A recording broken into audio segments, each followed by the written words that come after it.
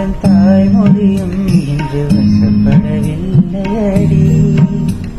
வயிற்றுக்கும் தொண்டைக்கும் உருவமில்லா ஒரு உருண்டையும் உருளுதடி.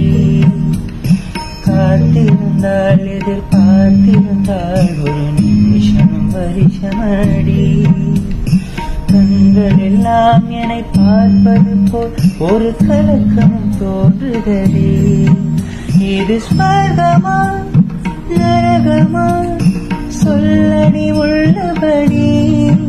நான் வாழ்வதும் வெளிக்கொண்டு போவதும் உன் வார்த்தையில் உள்ளதடி.